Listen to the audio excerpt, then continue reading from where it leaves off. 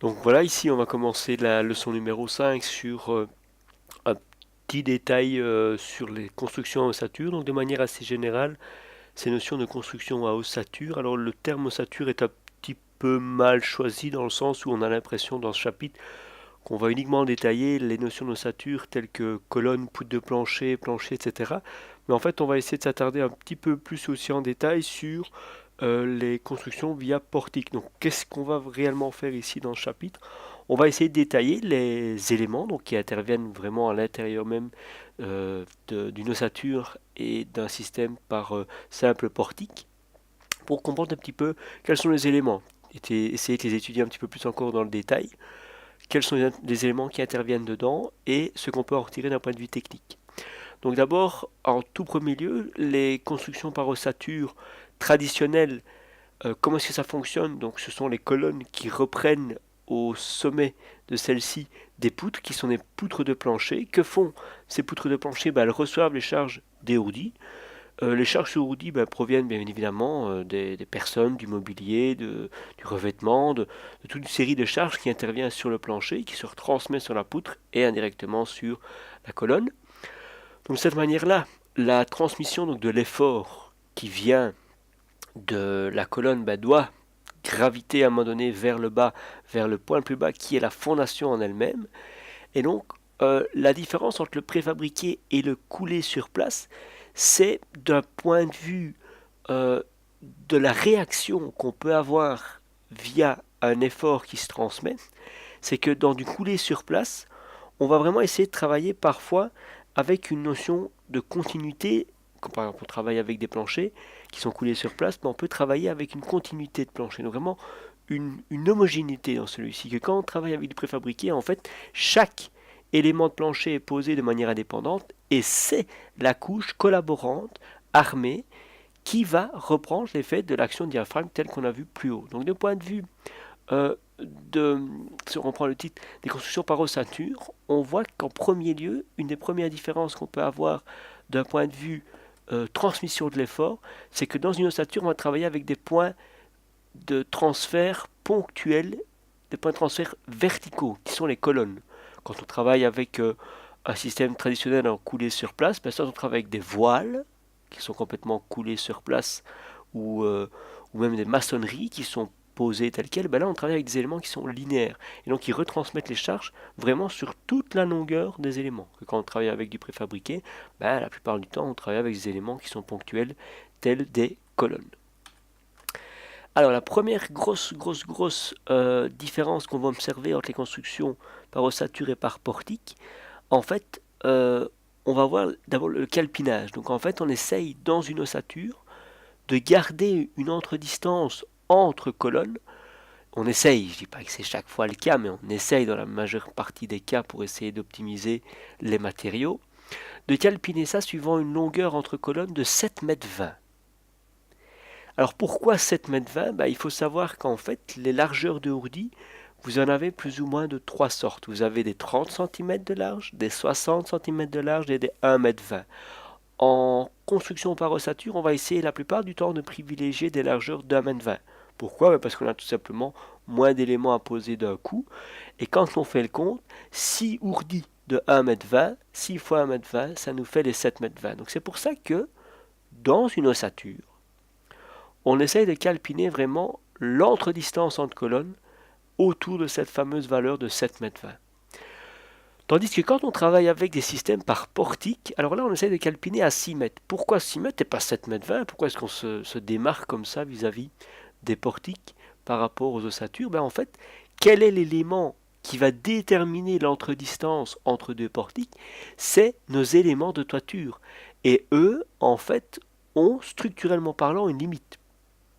Et cette limite se situe à 6 mètres. On a difficile de trouver vraiment des éléments structurels tels que, allez, on va prendre dans l'ordre, des éléments de toiture type hanté en béton, des éléments classiques type ourdi en béton, des éléments de toiture type bac acier dans lequel on vient remplir, des éléments en béton cellulaire, etc., etc. Il y a même des bêtes panneaux sandwich qu'on va mettre dessus. En fait, ils ont une limite en termes de portée vis-à-vis de leur flèche. Donc c'est la flèche de l'élément de toiture qui va être l'élément limitateur en termes de distance, en termes de portée. Donc 6 mètres, c'est vraiment le maximum qu'on pourrait donner dans ce cas-là. Et on verra ici dans le chapitre que si on veut dépasser les 6 mètres, en fait, il existe un système où on travaille avec des pannes. Et on ne fait plus porter, comme je vous avais expliqué, les éléments de toiture d'une poutre de toiture à l'autre, mais on le fait porter dans le sens de la longueur de notre poutre de toiture. Donc ça, c'est une première remarque que je voulais ici vous donner par rapport à la différence qu'il y a entre les deux. Quand on est ici avec le système par portique, donc on retrouve la colonne, la semelle de fondation, la poutre de toiture et les éléments de toiture, on a des portées de poutres de toiture qui sont entre 15 jusqu'à passer les 40 mètres. Donc comment est-ce que ça réagit, ce système de structure par rapport à un effort? Quand ce sont des actions verticales, c'est pas compliqué. Le poids propre des éléments se transfère aux poutres de toiture qui les transfèrent aux colonnes. Et des colonnes, ça va vers les fondations. Quand ce sont des éléments d'action horizontale tels que le vent, le panneau de bardage va pousser sur la colonne et cette colonne va tout simplement, elle, faire pivoter celle-ci jusqu'à son sommet. Et c'est, comme je vous avais expliqué, tous les éléments de toiture, s'ils sont légers, on aura un système forcément de contreventement. Si les éléments de toiture sont plus lourds, c'est l'effet de l'action diaphragme de tout l'élément de toiture qui solutionnera cette problématique de reprise d'effort horizontal. Comme on le voit ici, en éléments de toiture, je vous ai pris dans ce que je viens de vous dire, au premier exemple, des éléments en T. Alors c'est quoi ça, ces notions d'éléments en T? En fait, pour faciliter les placements et les poses des éléments de toiture, comme je vous dis, la philosophie du préfabriqué, c'est chaque fois d'essayer de limiter le temps avec lequel on va utiliser les matériaux et la mise en œuvre de ces matériaux. Donc moins on met de matériaux en œuvre, plus c'est simple, plus c'est rapide et plus c'est rentable. Et c'est ce que les sociétés de fabrication de matériaux ont envisagé après un certain temps, c'est d'envisager une sorte de dalle plate, comme on voit là-bas, et dans laquelle on met des nervures. Donc si je vous montre ici les détails techniques de ces éléments de toiture, je vais prendre par exemple le catalogue, je me demande si le catalogue de chez, chez le catalogue de chez Willy Nassen, pardon, si en fait on ne sait pas voir plus en détail. Et en fait on va l'observer ici. Ces éléments de toiture sont en fait des éléments qui sont calpinés en largeur sur 2,40 m. Et la longueur, ça forcément, ça dépendra de la distance qu'on veut entre nos portiques. La zone d'appui telle que vous voyez ici, la zone d'appui X, est de 70 mm pour des éléments de 17 cm de haut, et forcément un peu plus grande pour des éléments qui sont un petit peu plus hauts. Alors la hauteur H, c'est la hauteur que vous voyez ici, et donc cette hauteur qui aura forcément soit une hauteur de 17, soit une hauteur de 335, qui sont en fait les références que vous voyez ici. 175 pour la première hauteur, 355 pour la deuxième hauteur. Et les 2400, c'est la largeur qu'on retrouve ici en 2395. Donc là, c'est d'abord pour vous montrer un petit peu la description générale de ce qu'est un élément de toiture type TT en béton. Donc je vous dis, on retrouve ici une dalle assez mince en béton, dans lesquelles vous retrouvez 1, 2, 3 nervures. Donc, ces éléments ont une dalle ici qui est relativement peu épaisse. La dalle D est très peu épaisse. La hauteur H sert à la nervure à donner la rigidité. C'est cette nervure qui va vraiment donner la capacité à votre élément d'être rigide. Si vous mettiez une dalle type plate comme ça n'a aucune rigidité structurelle. Il lui faut donner ces nervures pour augmenter sa rigidité dans le sens de la longueur. Alors vous voyez qu'ici, on a des fois des armatures qui dépassent, qui sont des armatures d'attente, que ça je vous expliquerai bien évidemment par la suite au niveau des assemblages. Là je suis désolé pour la qualité de l'image, on voit un petit peu les systèmes qu'on utilise pour le procédé de préfabrication, donc à la chaîne, sur les bancs. Voici, voilà. Donc vous voyez que la galette est assez mince, la galette supérieure qui fait 35 mm, c'est très faible. Et par contre, les nervures font au minimum 110 pour des 175 et un peu plus pour des 335, comme vous le voyez là-dessus.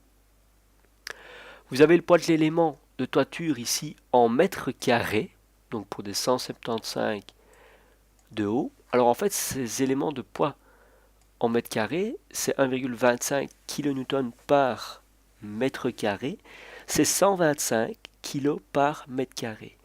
Donc, grâce à ça, pour vous donner une idée, les ourdis, l'ordre général de grandeur, je dis bien, on va rester sur des ordres généraux de grandeur, on tourne aux alentours des 270-265 kg par mètre carré pour un ourdi pré-contraint classique qu'on utilise pour une maison unifamiliale. Alors avec ceci, en fait, quel est l'intérêt?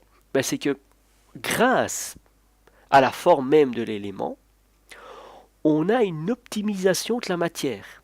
On a vraiment quelque chose grâce aux nervures qui est rigide et on a optimisé vraiment au mieux la matière. Et ça, en fait, on va pouvoir bénéficier de cet avantage structurel dans le poids propre même de l'élément. On n'a que 125 kg par mètre carré qui est pas excessif, vraiment pas du tout, qui est très léger pour une structure en béton et qui, on va le voir, peut alors atteindre des portées qui sont relativement quand même importantes. Donc ça vous montre le schéma pour 355, pardon. Et on voit que là, dans ce cas-là, le poids propre de la toiture est de 176 kg par mètre carré, qui est tout à fait aussi un poids qui est très très faible par rapport aux portées qu'on peut obtenir. Alors en ce qui concerne les prescriptions de montage et de levage, en fait, vous retrouvez sur chacune des nervures, 1, 2, 3, 1, 2, 3. Donc il y a 6 petites réservations dans lesquelles vous retrouvez en fait des douilles pour ancrage. Ça va? Et c'est là-dessus qu'on viendra lever les éléments. Alors comment est-ce qu'on va faire? Alors je vais essayer de vous montrer ça ici.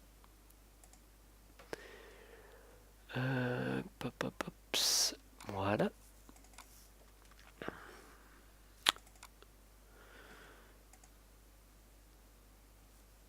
Je vais vous montrer ici donc l'élément qui permet de comprendre comment on va lever le système. Voilà, c'est ici je pense que je vérifie pour voir. Voilà, donc en fait ici, il y a ce qui s'appelle les anneaux de levage, donc c'est les quick lift de chez Pfeiffer. Ça reste le même principe, rassurez-vous. Donc vous imaginez ici, vous êtes à la partie supérieure de votre élément de toiture. Et en fait, vous voyez la partie ici, il y a une partie un petit peu d'une demi-coque, d'un demi-cercle, et le sommet de la douille qui sort. Donc en fait, ça, ce qu'on voyait là, en fait, c'est ce qui se passe ici. Et alors, en fait, Pfeiffer, ainsi que les sociétés de montage, ont un mécanisme, qu'on verra mieux dans l'illustration suivante, qui vient s'ancrer dessus. Donc on voit vraiment ici, ça c'est l'encre de levage, on voit ici le sommet de la douille, et donc on a vraiment, comme vous voyez ici, l'encre qui est insérée dedans et qui n'est plus uniquement après levée, qui sert uniquement après la levée, pardon, et qui facilite bien évidemment et grandement les systèmes de montage. Alors ça donc c'est pour simplement lever l'élément et venir le poser où on souhaite. Et après, comme vous voyez, il y a la possibilité de demander dès le départ la possibilité de venir faire des insertions pour des coupoles. Parce que bon, forcément, si vous mettez votre toit uniquement avec des éléments nervurés, à un moment donné, il fera vite sombre. Donc si vous voulez amener un point de lumière naturel, c'est tout à fait faisable. Comme vous voyez, il suffit de demander ça par rapport à 2 ouvertures. Vous en coupez une, ça se fait à la préfabrication, bien évidemment, et votre coupole vient s'insérer dessus. On replacera ça sur des systèmes de profilés. Si par exemple, il y a des personnes qui veulent simplement mettre une bande d'étanchéité ici, en raccord ici, ou alors réisoler encore par le toit. Et là, alors, cette épaisseur-ci servira à venir placer l'isolation. Ok. Je sais plus si j'avais... Non, ici j'avais plus nécessairement d'explications techniques à vous donner là-dessus. Je ne pense pas que Ergon vous montre ce système d'éléments de toiture. Je vérifie toujours, peut-être.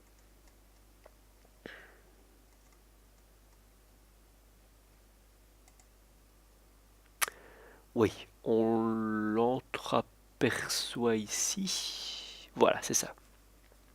Alors là, chez Ergon, donc, c'est un autre système, vous voyez.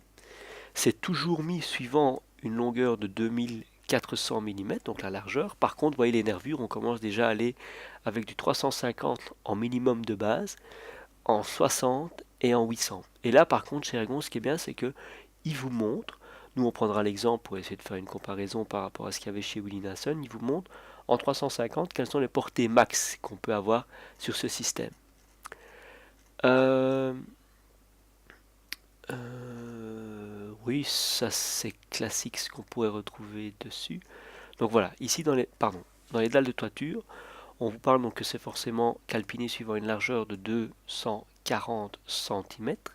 Les nervures ont une entre-distance de 120 cm et l'épaisseur minimum de la table au-dessus est de 45 mm. Donc les éléments de toiture s'utilisent sans couche collaborante et la liaison transversale est réalisée par des soudures. Donc ça je vous expliquerai par rapport aux armatures qu'on a vues avant dépasser des éléments. Donc là, vous avez notamment pour les 350 mm de haut, en 2,40 m de largeur, vous avez un poids par mètre carré de 168. Vous voyez que c'est plus ou moins ce qu'on avait par rapport à chez Willie Nelson. Si je reprends chez Willie Nelson, on avait 176 kg par mètre carré pour les 355 et 125 pour des 175. Donc vous voyez, ça reste relativement dans les mêmes idées en termes de valeur, même de poids propre. Alors vous voyez, il est possible donc de monter ces éléments de toiture, comme je vous dis, avec couche collaborante ou sans couche collaborante. Ça dépend de la hauteur forcément des colonnes. Plus les hauteurs sont hautes, plus il est conseillé de travailler avec une couche collaborante pour reprendre l'effet du diagramme, de l'effet diaphragme, pardon, pour la reprise des efforts horizontaux. Alors là, on voit en fait ceci de manière assez simple et facile. Si on travaille avec une couche collaborante, là, on va plutôt privilégier cela pour des éléments de plancher, pas tellement pour les éléments de toiture. Et on voit, comme je vous ai expliqué, qu'au niveau des portées, on va chercher des portées qui sont très très longues, avec des charges utiles qui sont quand même relativement conséquentes. On a ici par exemple des 2 tonnes du mètre carré, qui sont quand même déjà des charges qui sont relativement conséquentes.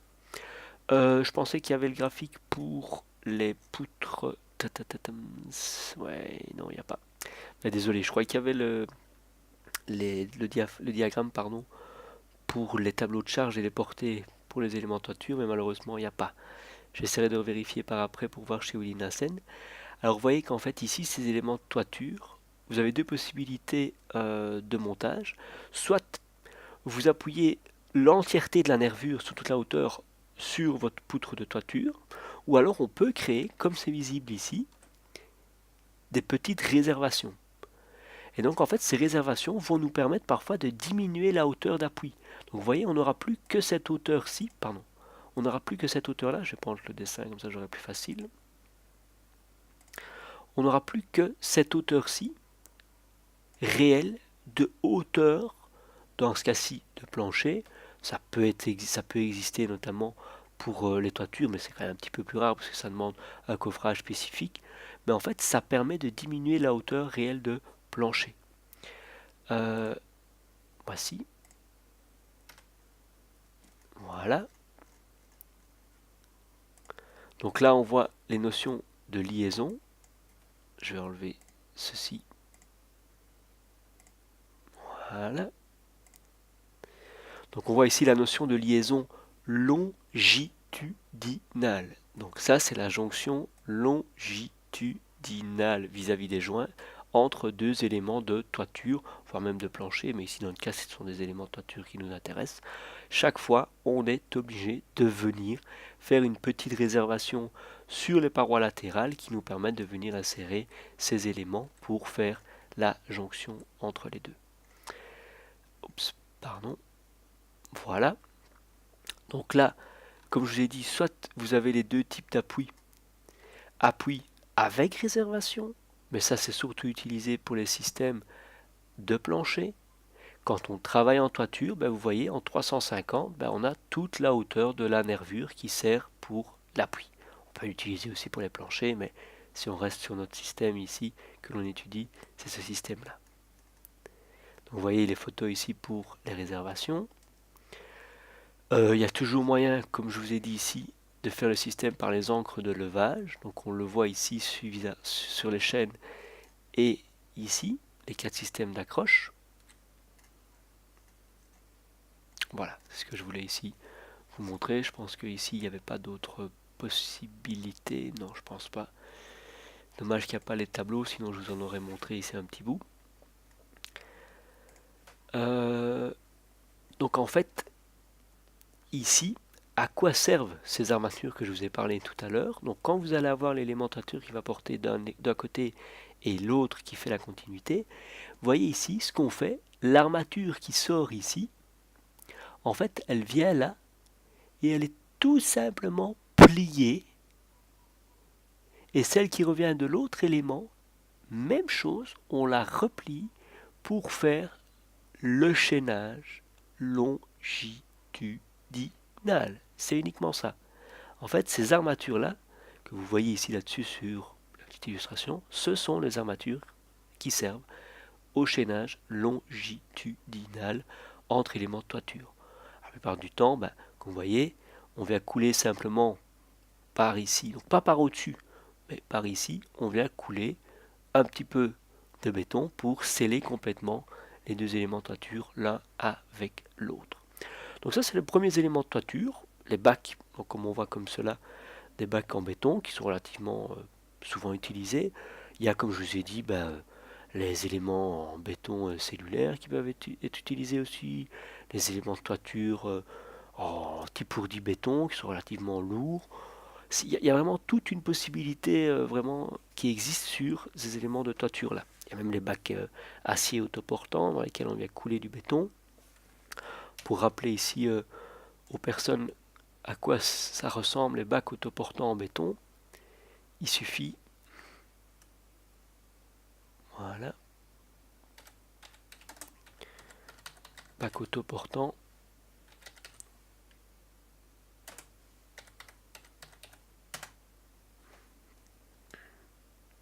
donc ces bacs autoportants en béton, si on regarde les images ici ensemble, en fait ce sont simplement donc des bacs utilisés pour un coffrage, donc qui est un coffrage perdu, et dans lequel on va avoir, oui ça c'est encore différent, c'est pas les bacs acier ça, ouais la plupart du temps voilà ça ressemble à ça mais c'est très petit donc on ne voit pas très bien, ouais même chose, c'est pas nécessairement l'image la plus facile à observer,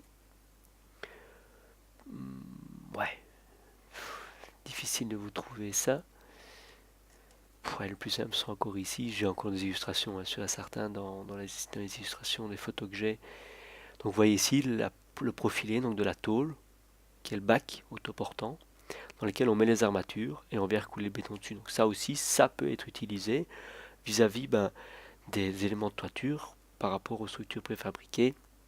C'est aussi un exemple qui est tout à fait faisable dans nos cas. Donc vous voyez qu'il y a toute une série, je pourrais vous montrer toute une série d'éléments, mais ce n'est pas nécessairement le but principal, vous pouvez vous renseigner par rapport à ça. La deuxième possibilité aussi qu'on rencontre vis-à-vis des poutres de toiture, c'est les poutres de toiture dites droites. Donc comme on voit ici là-dessus, en fait, elles sont posées en quinconce, ces colonnes, et les poutres de toiture droite, les voici.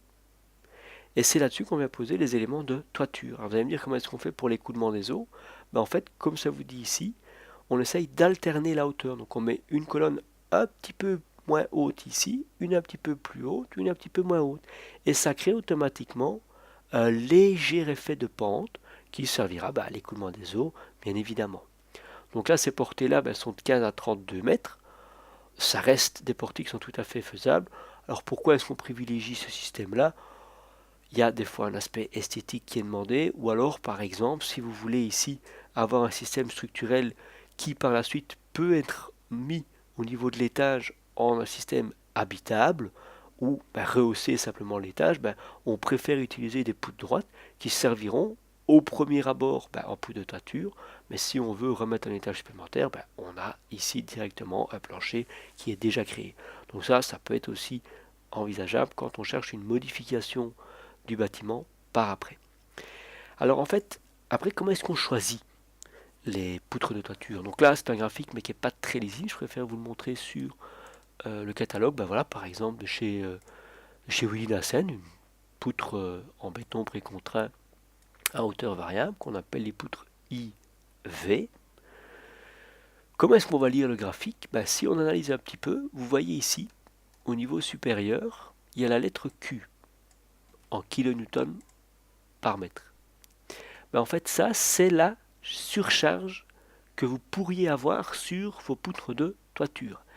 Attention, cette surcharge Q n'est pas pondérée. Elle n'est pas pondérée par le facteur 1,5 qui est le facteur de pondération. Ça reste une surcharge non pondérée. Ça, c'est suivant l'axe Y. Après, quand on regarde suivant l'axe X, qu'est-ce qu'on voit? On voit le petit L qui est la longueur en mètres. Et donc, si je prends un exemple classique de base, on va imaginer, je vais prendre un portique qui a une entre-distance entre les colonnes de 18 mètres. 18 mètres, c'est ici. Et je vais envisager une surcharge linéaire, je dis bien linéaire, puisque le petit Q ici est en kilonewton par mètre, qui fait, je ne sais pas moi, 15 kilonewtons par mètre. Avec 15 kN par mètre et 18 mètres, je vais mettre mon petit pointeur sur 18 mètres. Je vais monter jusqu'à 15. Et je vois qu'en fait, il faut que j'aille chercher les courbes des droites qui sont juste au-dessus. Et si je zoome ici, je suis au niveau de ce point-ci. Pour, ici, 18 mètres et 15 kN. Qu'est-ce que je vois en fait, si je vous montre ça vis-à-vis de droite? Donc on a, je vais essayer de le tracer, ce sera peut-être plus simple. Oups, voici. Oups.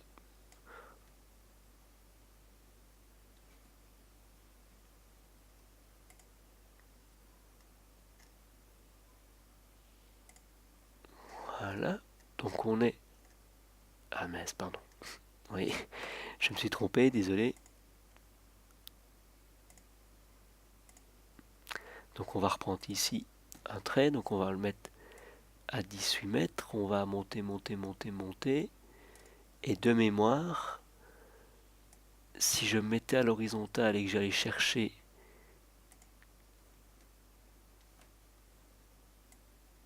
ici, voilà, je suis à 15 mètres, 15 kN, pardon, je vais y arriver. Je suis à 15 kN par mètre au niveau de la surcharge et je suis normalement à 18 mètres de portée. J'avance, j'avance, j'avance jusqu'à 18 mètres. Et qu'est-ce que je vois en fait ici? Qu'en fait, toutes les courbes qui sont au-dessus sont les courbes qui vont pouvoir me permettre, via la portée de 18 mètres, de reprendre cette charge de 15 kN par mètre. Ça, c'est possible. Les deux courbes ici en jaune et en vert, ça, c'est pas possible. Ça ne reprend pas la notion de la charge par rapport à la portée. Donc, quand vous choisirez vos éléments de toiture, vous irez chercher soit la 140-100 ici, soit la 145 ici, ou soit après vous pouvez encore monter. Hops, avec la mauve, c'est une... Je vois pas ici la valeur, donc désolé. Et ou alors ici la 35, 115. Donc vous voyez qu'il vous faut déjà une poutre d'une certaine hauteur pour pouvoir reprendre les éléments. Donc voilà ce que je pouvais vous dire par rapport donc au choix même d'une poutre de toiture. Après, ça restera le même principe quand vous analysez ici les poutres à hauteur constante. C'est exactement le même principe.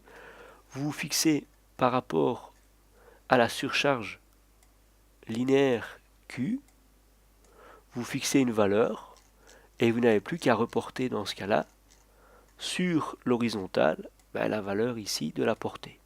Ça, franchement, c'est vous qui voyez. Petite remarque par contre vis-à-vis des poutres à inertie variable, vous voyez qu'après vous avez des genres de tableaux. En fait, chaque courbe est matérialisée par la première valeur des premières colonnes. Donc si j'arrive ici, voilà, par exemple, Je prends les 40, 134, 158, 170.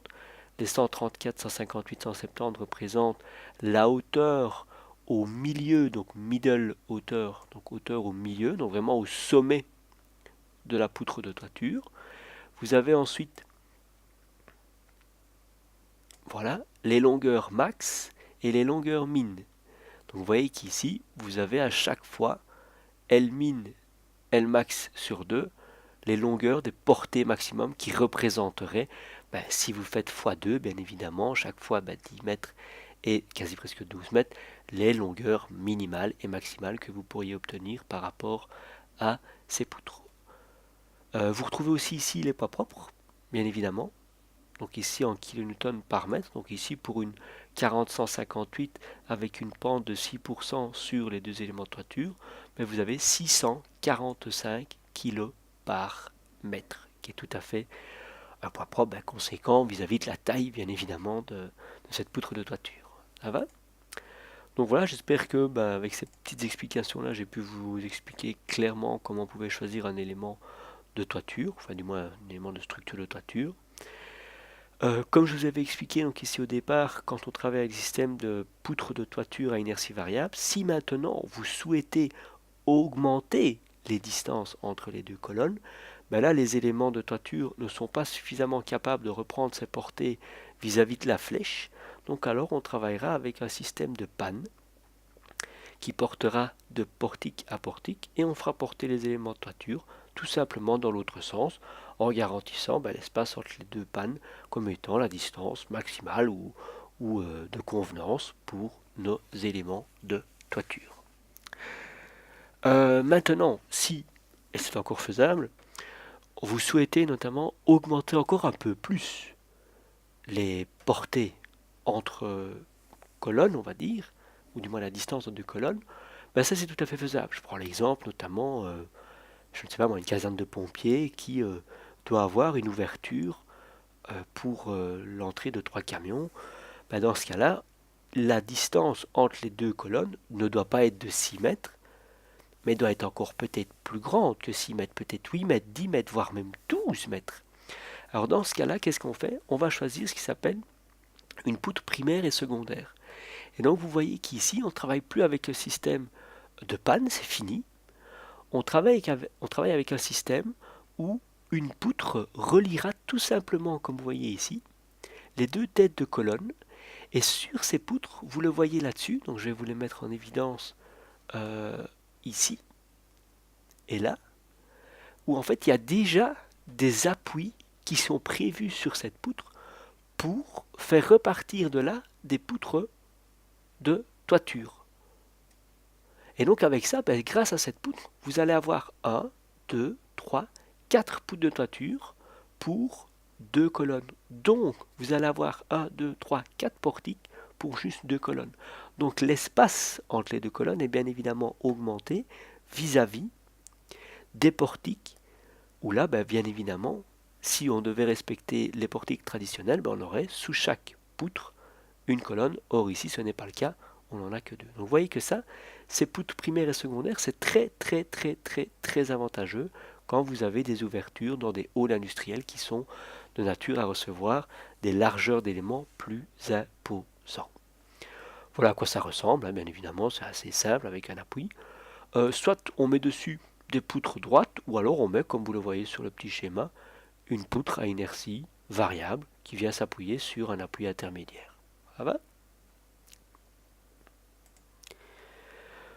Donc là, ici, on a vraiment essayé de vous montrer un petit récapitulatif de ce qu'on pourrait trouver sur le marché en tant qu'élément structurel de base vis-à-vis des portiques. Alors ici, ce petit schéma-ci vous montre pour chaque élément structurel, donc des poutres de toiture, les pannes, les poutres primaires, les hauteurs sous colonne, le minimum, l'optimum et le maximum. Donc nous, on va essayer de garder en tête ces notions d'optimum, qu'une hauteur de colonne, c'est souvent maximum 12 mètres, c'est souvent dans la pratique courante ce qu'on se donne comme illustration. On peut aller bien évidemment à des longueurs plus grandes, mais c'est quand même plus rare, du moins pour les portiques. Les poutres primaires que vous avez vues ici vont aller de 12 à 18 mètres, donc c'est ces portiques-ci. où on a besoin d'une hauteur, enfin d'une longueur plus grande d'ouverture. Les poutres de toiture, bah, ça forcément c'est la dimension B. Bah, là aussi, dans les 30 mètres, c'est vraiment déjà très très très bien. Maintenant, passer les 35-40 mètres, c'est déjà des cas plus exceptionnels. Ça arrive, mais c'est quand vous voulez par exemple construire des cinémas ou dans des halls de cinéma par exemple. Là où vous avez déjà des structures qui sont beaucoup plus grandes. Donc voilà. Des solutions alternatives aussi de toiture existent. Donc vous voyez, parfois c'est calpiné suivant des distances un petit peu plus spécifiques à 10 mètres 20. Pourquoi? Ben parce que tout simplement les 10 mètres 20, c'est les distances de poutres qui reprennent les éléments de toiture entièrement préfabriqués, tels que vous voyez ici. Donc la poutre de toiture et l'élément de toiture est déjà préfabriqué et vous avez déjà les deux pentes qui sont matérialisées ici sur l'élément de toiture. Et donc là, on travaille avec un élément qui se répète au fur et à mesure. Donc là, vous avez les deux étapes en une. Vous avez les poutres de toiture et la finition de toiture qui est déjà intégrée en un coup. Et ben, c'est ce qu'on voit apparemment ici de manière assez simple vis-à-vis du schéma. Donc ça, c'était vraiment explicatif par rapport au portique. J'ai vraiment essayé de vous montrer tout ce qui était possible vis-à-vis de ce système et de ces systèmes. Je vérifie une dernière chose pour voir si j'ai pas oublié. Oui, c'était pour vous montrer les bandes préfabrication des poutres de toiture. Je ne sais pas si c'est ici.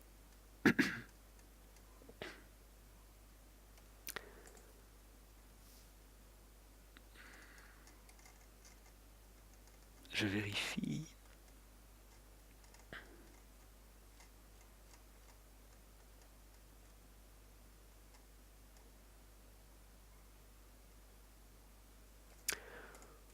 Oui, on le voit, mais pas de manière vraiment assidue. Oui, non, c'était pas nécessairement ça que je voulais vous montrer. Non, tant pis, tant pis. Voilà, donc je pense que ici, jusqu'à présent, j'ai vraiment essayé de faire le descriptif de tout ce que vous pourriez rencontrer comme particularité dans un système par portique. En deuxième lieu, ici, la deuxième partie de la leçon, ça comporte des constructions donc vraiment pures et dures par ossature, où vous retrouvez vraiment les quatre principaux éléments qui sont les colonnes, les poutres de plancher, les planchers ainsi que les noyaux centraux. Et vous voyez ici, toujours de la même manière, un peu ce qu'on vient de finaliser avec les portiques, ben, les minimums, optimum et maximum que vous retrouvez suivant les trois gros systèmes. Les poutres de plancher, ben, elles sont la plupart du temps comprises entre 6 et 9,60. Donc je vous ai dit que l'optimum, vraiment l'optimum, c'est souvent 7 mètres 20. On essaye de faire poser 6 éléments de plancher sur une poutre de plancher. Si on sait en faire plus, bien évidemment on en fait plus, ça dépend du calpinage que l'on souhaite. La portée des planchers entre 7 et 14 mètres pour essayer là, de garantir une ouverture d'éléments de façade la plus grande possible. Et enfin les longueurs des colonnes entre 6 et 12 mètres qui est relativement courant dans le système par ossature. Alors les colonnes que l'on rencontre la plupart du temps en préfabriqué, alors ces colonnes, comme vous le voyez ici, soit vous avez une section circulaire, c'est plus rare, c'est demandé notamment au niveau de l'esthétisme, ou alors c'est des systèmes de colonnes simplement carrées, voire rectangulaires. Donc là vous avez déjà un premier tableau qui vous explique les dimensions courantes que vous pourriez retrouver.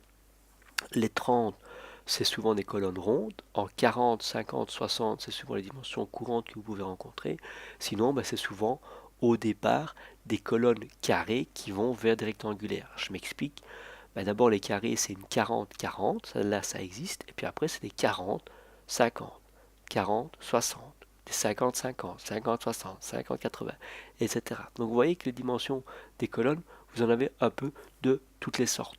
Vous retrouvez notamment au niveau des catalogues de chez Willy Nassen et Ergon. Donc si on regarde les catalogues ici vis-à-vis des colonnes, donc qu'est-ce que vous retrouvez ici? Vous retrouvez, voilà, les dimensions courantes. Donc c'est des 30-30, celles-là on peut les avoir en carré. Elle fait 206 kg du mètre. En 40, 25, vous voyez, c'est encore des dimensions qui sont très spécifiques, c'est 229 kg du mètre. Donc ça dépend à chaque fois de la dimension B et la dimension A que vous souhaitez avoir. Donc ça, c'est le catalogue de chez Willy Nassen. Ils disent même que les autres dimensions sont possibles sur demande, si bien évidemment c'est faisable. Donc ça, c'est les colonnes rectangulaires. avec chaque fois leur poids propre. Et vous avez ensuite les colonnes rondes, qui sont chaque fois des 40, 45, 50, et puis jusqu'à 90, avec les longueurs max que vous pouvez obtenir, qui sont de 8 mètres, 4 mètres, et à chaque fois leur poids propre. Alors, petite particularité par rapport aux colonnes que vous voyez ici, on ne va pas nécessairement le voir ici à l'intérieur même du cours du point de vue du dimensionnement, enfin du moins peut-être pas en premier abord ici du point de vue théorique, on essaiera peut-être de le faire vis-à-vis d'un exercice, c'est de savoir comment est-ce qu'on peut réellement essayer de dimensionner une colonne. Alors au niveau du bachelier c'est assez compliqué de vous l'expliquer, mais je vais essayer de décortiquer ça de manière la plus simple possible. Vous allez avoir d'abord dans la formule, qui est cette formule-ci, une formule assez complexe. C'est pas très très facile, mais bon, on va avoir un premier d'abord élément dans l'élément du calcul, c'est ceci. QD fois L carré sur 2. Alors ça, en fait, c'est l'effet de vent. Donc vous voyez ici, vous avez un premier effet de déformation de la colonne, qui est un premier moment, qui est dû au vent. Donc c'est ce premier élément qui va commencer à fléchir. Le deuxième qui est ici, HD fois L. Alors ça, ce HD fois L, c'est juste uniquement dû si vous avez un acrotère. En fait, l'acrotère va subir l'effet du vent et va créer, via cette déformation, un moment en tête de colonne. Donc si je reprends le schéma que vous aviez, je pense que c'est ici. Je vais vérifier ici au-dessus. Je pense qu'il y avait des schémas explicatifs. Voilà. Alors qu'est-ce que vous voyez ici? Vous avez l'effet de l'acrotère. Donc quand le vent viendra pousser ici dessus, donc quand le vent viendra pousser ici là-dessus, qu'est-ce que vous allez avoir? Vous allez avoir une déformation de l'élément ici de la cornière. Et cette déformation, en fait, va avoir tendance à créer un moment en tête de colonne. Et donc ce moment, c'est le moment que vous allez retrouver ici dans la formule. Pardon. Donc quand vous allez voir ici, je vais enlever tout ça. Voilà. Mais c'est ce moment où vous allez avoir HD fois L qui est le moment dû à la présence de l'acrotère. Alors après, MED, c'est le moment classique de déformation que vous allez avoir en tête de colonne dit modèle. Donc vous allez voir les modèles, c'est quoi? C'est uniquement les modèles de déformation qu'on va rencontrer ici via les conditions d'appui. Donc si c'est encastré, appuyé en tête, etc., encastré libre, c'est un petit peu plus compliqué. Et enfin le NED fois EA, ça c'est quoi? C'est l'effort normal qui provient de l'appui de la poutre de toiture et qui revient s'appuyer sur la colonne. Donc si on additionne tous ces moments, le moment dû au vent, le moment dû à l'acrotère, le moment dû classique à la colonne en elle-même qui se plie par les charges qui viennent sur elle, le moment dû aussi en plus à la valeur NED qui est la réaction d'appui de la poutre de toiture. Donc quand on additionne tout ça, en fait, on va avoir un moment MED et il suffit alors d'aller choisir dans les catalogues que vous voyez ici, en fonction du moment ici, mis sur l'axe des ordonnées, et de l'effort normal qui provient bien évidemment de toute l'entièreté des charges verticales qui s'appliquent dessus, on va avoir un point dans le quadrillage et on doit juste nous choisir la colonne qui est au-dessus. Donc vous voyez, ça commence à rentrer dans des détails qui sont un petit peu plus compliqués. Ici, en premier lieu, de point de vue théorique, on ne va pas essayer de se compliquer très fort la tête, on va rester sur des standards relativement simples, mais bon, voilà, c'était pour vous montrer comment on pouvait choisir et comment est-ce qu'on pouvait imaginer le dimensionnement d'une colonne en béton préfabriqué. Alors après, il en existe aussi, je voulais faire une petite remarque sur ces colonnes. Si vous ne les faites pas en préfabriqué, il existe des systèmes en coulée sur place, où ce sont des tubes, en fait des tubes en carton, dans lesquels vous avez déjà des formes préétablies, prédéfinies par l'entrepreneur, avec déjà les dimensions. Donc vous avez des chanfreins qui sont déjà mis à l'intérieur de la colonne du tube. Et nous, ce qu'on fait, on vient couler le béton à l'intérieur de l'espace, on laisse sécher. Une fois que la colonne et le béton intérieur est sec, on coupe au cutter le carton, on arrache tout et on a une colonne qui est faite à la hauteur et en dimension que l'on veut. Donc ça, si on est dans des dimensions qui n'existent pas en béton préfabriqué et pour une raison quelconque, on arrive à avoir un coût de revient moins cher sur ce système-là, c'est tout à fait envisageable. Et là, on peut envisager ça. Je sais bien que le système existe chez Placa Béton. Vous dire exactement le nom du modèle, Placa Béton le fait. Vous allez sur internet, sur le site de chez Placa Béton, et vous allez voir coffrage perdu. On va essayer de voir ici dans les coffrages et accessoires si c'est pas ça.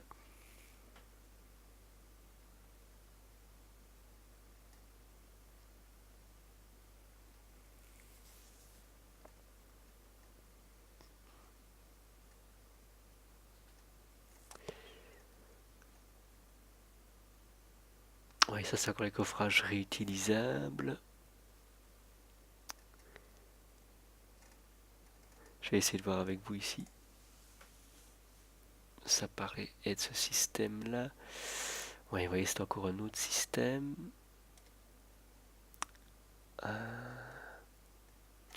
Ce sont des coffrages réutilisables, mais normalement il existe des coffrages. Je sais bien que eux en faisaient. Je vais juste regarder. Voilà, donc j'ai trouvé ici, pas chez Placa Béton, mais dans une autre marque, bien évidemment. Le système se retrouve aussi. C'est le système avec Sonotube, où en fait ici vous avez complètement donc toutes les dimensions possibles, donc les angles chanfreinés, les angles vifs ou pas, et vous avez les dimensions standards à chaque fois des colonnes. Donc si je vous fais un petit zoom de ce que vous avez comme dimension, vous avez des 15-15, des 20-20, des 24-24, des 25-25, tout peut être calpiné, donc les longueurs standards sont de 3 et 4 mètres, et longueur maximum de 6 mètres. Donc ça, ce sont des éléments qui se mettent directement via les tubes, et une fois que le tube est placé, hop, on coule le béton dedans, et puis c'est relativement terminé. Vous le voyez ici à quoi ça ressemble. C'est résistant à l'humidité. Vous avez même aussi en plus quelque chose qui est pas mal fait. Donc ça c'est encore un système qui est envisageable. C'est la séparation. Donc quand vous avez avec joint de dilatation, comme c'est expliqué ici. Donc là vous avez encore un système avec joint de dilatation. Vous avez des formes octogonales aussi si vous voulez un petit peu quelque chose de spécifique. Vous avez avec donc la séparation entre les deux pour bien finir au niveau même de notre joint de dilatation. Et en plein, vous avez ici les formes, les formes spéciales propres même aux éléments. Donc vous voyez que ça c'est encore envisageable. La plupart du temps, à l'intérieur de ces éléments de tube, vous avez des systèmes par résine époxy. Donc en fait, ici on le voit que c'est un petit peu laqué. Donc ça c'est pour empêcher l'adhérence du béton sur nos éléments de coffrage. Je reviens à mes moutons pour les colonnes en béton. Donc ici, qu'est-ce qu'on voit? Pour pouvoir avoir l'appui des poutres de plancher sur nos colonnes, on a deux systèmes de console. Donc la console, c'est l'élément que vous voyez là-bas. La console soit peut être droite, peut être inclinée. Alors ici, si elle est droite, on a une hauteur sous poutre qui est continue. Et forcément, si elle est inclinée, là, la hauteur sous poutre est discontinue et il y a ceci qui est mis. Alors en fait, la différence marquante qu'on peut avoir, c'est que ceci, il y a plus de matière sur l'appui. Et donc, ça peut reprendre déjà un petit peu plus de charge que ce système-ci.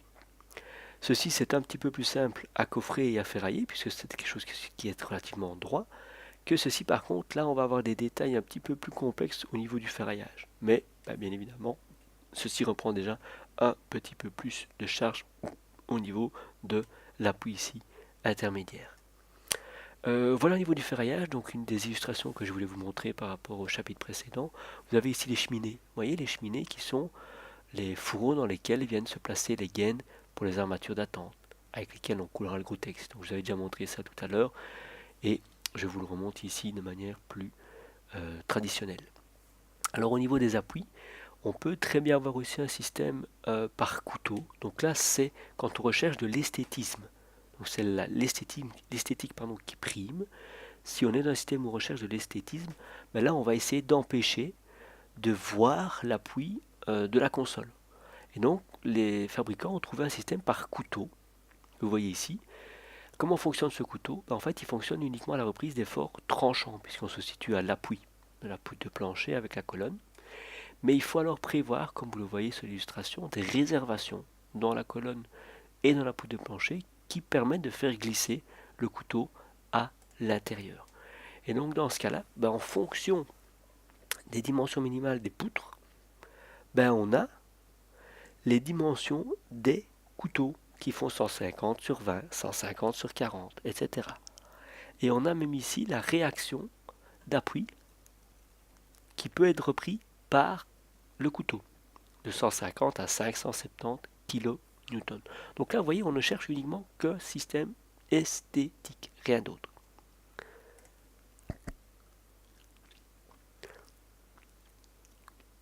Pour ce qui est maintenant de nos poutres, vous voyez qu'à chaque fois, les petites flèches représentent la réaction d'appui.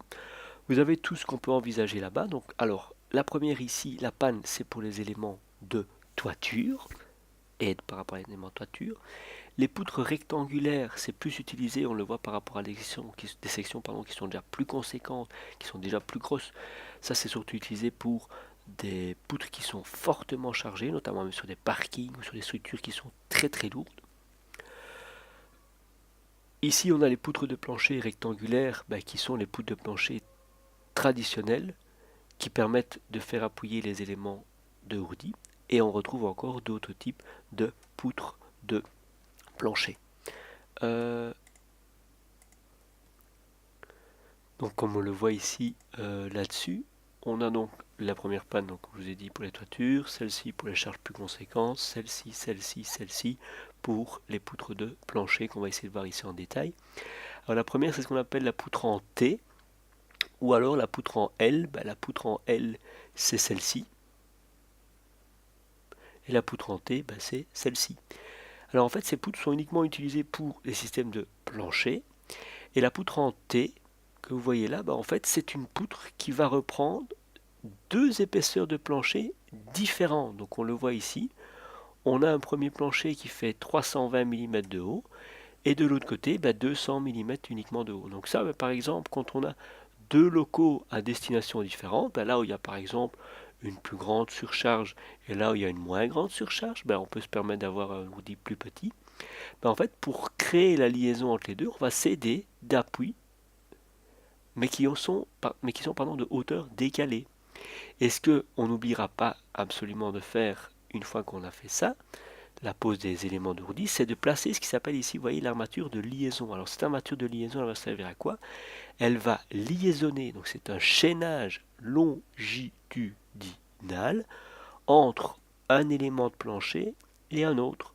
Et donc même s'il y a une grosse déformation au niveau de l'appui ici pour l'élément du ourdi qui fait 32 cm de haut, on a la liaison qui se fait, cette reprise de la rotation au niveau de l'appui grâce à cette barre qui viendra jusqu'ici dans l'autre ourdi. Donc ça, les poutres en T, elles sont utilisées quand il y a deux ourdis qui s'appuient et qui sont d'épaisseurs différentes dessus. La poutre en L, il n'y a que un ourdi qui s'appuie dessus et c'est une poutre donc de plancher qui est souvent utilisée soit à la périphérie des bâtiments ou soit à la jonction entre vraiment deux espaces clairement distingués comme un local ici pour un bureau et là j'invente le système de hall ou autre. Donc là c'est vraiment pour marquer une différence et il n'y a pas l'incontinuité au niveau ici d'un autre appui. Donc il y a deux possibilités, soit on essaye de faire en sorte que la zone d'appui soit juste derrière la colonne, donc on voit ici en fait que cette dimension-ci est exactement la même que la colonne, et donc la continuité au niveau de la zone d'appui se fait là sans devoir faire des défonces ici dans les éléments de plancher. Et en fait ici, là par contre c'est l'inverse, où on a une colonne qui est de la même dimension, mais la poutre de plancher est un petit peu plus faible en termes de dimension ici, et là la zone d'appui vient sur une partie et empiéter une partie de la colonne. Donc là on doit faire une réservation, on dégage une partie des ourdis, il y a plus de découpe là que là, ce qui serait le mieux, je dis bien ce qui serait le mieux, C'est cette solution-ci où il y a le moins de découpe à faire dans les hourdis, mais il y a des fois, on n'a pas tellement le choix. Pour essayer d'économiser un petit peu la matière, on prend des poutres qui sont de moins grande dimension, mais alors on fait une découpe juste au niveau de la jonction avec la colonne. Euh, pardon. Au niveau des éléments techniques aussi, je vais faire une petite remarque, une possibilité qui existait, c'est qu'en fait, quand vous êtes avec des poutres classiques, on peut envisager et intégrer directement déjà au niveau de la face supérieure, quand vous avez des garde-corps vitrés, des éléments, donc des rails techniques qui sont déjà intégrés au niveau du coulage même de la poutre. Donc ça, il suffit de fixer dessus, comme vous le voyez, une cornière, et sur cette cornière, vous viendrez fixer votre premier élément structurel du garde-corps. Donc ça, c'est encore envisageable. Alors au niveau des appuis poutre-colonne, la plupart du temps, la dimension d'appui petit d qu'on doit avoir en tête, c'est quoi? En fait, c'est au minimum 6 cm plus la longueur que vous voyez ici de l'élément divisé par 160. Et ça vous donne la valeur petit d de la longueur d'appui minimale qu'on peut avoir dans les éléments structuraux. On se laisse, quand il y a deux éléments de plancher qui sont dans la continuité, 4 cm pour avoir cet effet de joint, quasi presque de dilatation entre les deux. Donc, dimension minimale de la zone d'appui, 6 cm plus la longueur de l'élément de plancher divisé par 160, ça vous donnera la distance maximale, la distance minimale que vous devez avoir sur l'appui de votre colonne. Là, c'est les poutres de toiture. Donc, comme je vous ai dit, poutre de toiture droite qu'on peut utiliser si on veut réaménager un étage après.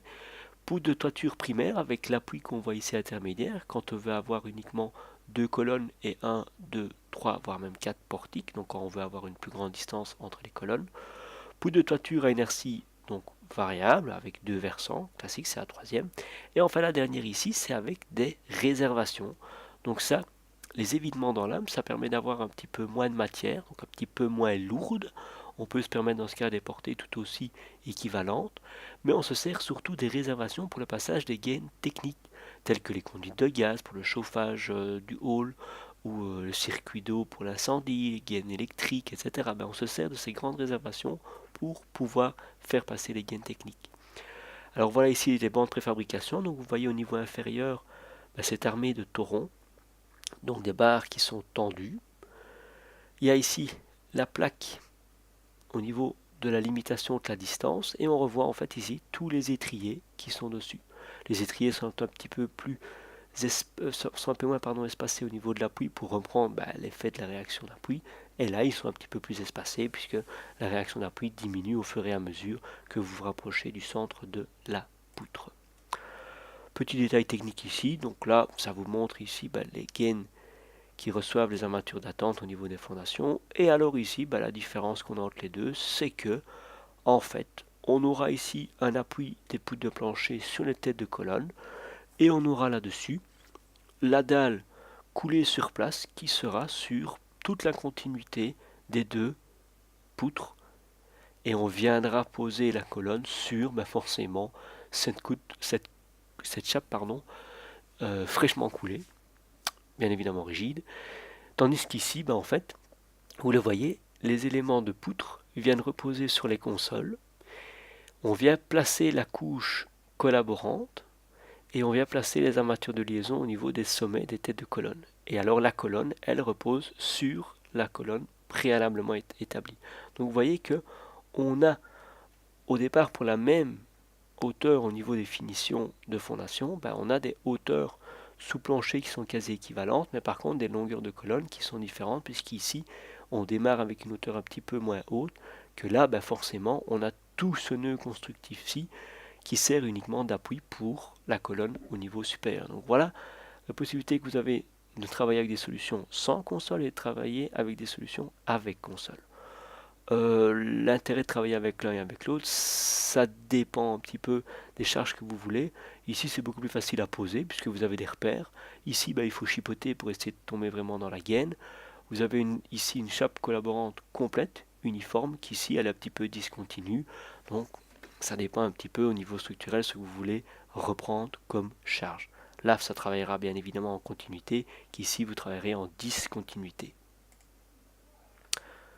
Au niveau des assemblages, là on retrouve les trois solutions vues au chapitre numéro 3 sur les puits de fondation, les armatures d'attente et de liaison boulonnée, donc je ne vais pas tellement passer mon temps là-dessus. Ce sont des choses qu'on a vues ensemble, bien évidemment.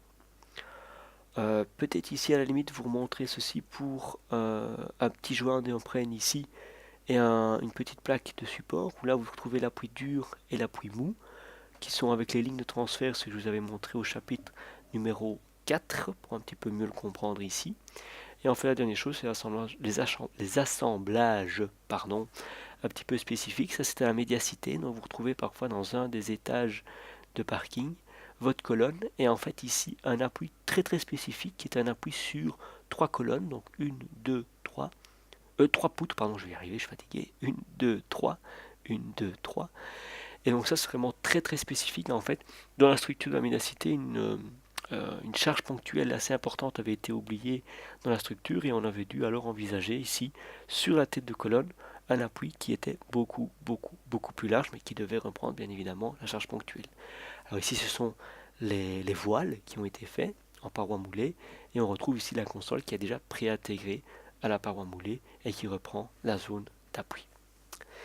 Alors, au niveau de ce que vous devez retenir sur cette leçon numéro 5, donc bien comprendre quels sont les élémentatures qu'on peut envisager avec leurs caractéristiques propres, savoir qu'on travaille soit en portée portique à portique ou portée un petit peu plus réduite via des pannes. Donc là c'est un petit peu ce qu'on pourrait donner comme première caractéristique. Savoir lire et choisir une poutre, qu'elle soit une poutre à inertie variable, une poutre droite, une panne ou n'importe quoi, via un graphique, ça c'est très important. Comprendre à quoi servent les pannes, savoir qu'on peut travailler avec des poutres primaires qui augmentent la distance entre colonnes. Au niveau ici des dimensions, avoir en tête les dimensions des optimums classiques que vous pouvez rencontrer au niveau des portiques et des ossatures. Maintenant je vous donnerai des notions plus ou moins élémentaires. Savoir que les deux types de consoles qui existent, c'est droite et inclinée, donc savoir les caractéristiques que je vous ai données tout à l'heure suivant chacun. Savoir qu'il existe des couteaux, voilà, c'est juste à titre esthétique, et savoir différencier les différentes poutres de plancher, savoir comment on les utilise, et savoir aussi par rapport aux dimensions minimales, les dimensions sont de 6 cm plus la longueur sur 160, c'est une notion minimale que vous devez retenir. En dernier lieu, les poutres de toiture, savoir qu'il en existe de différents types et chacune à quoi elles servent. Voilà.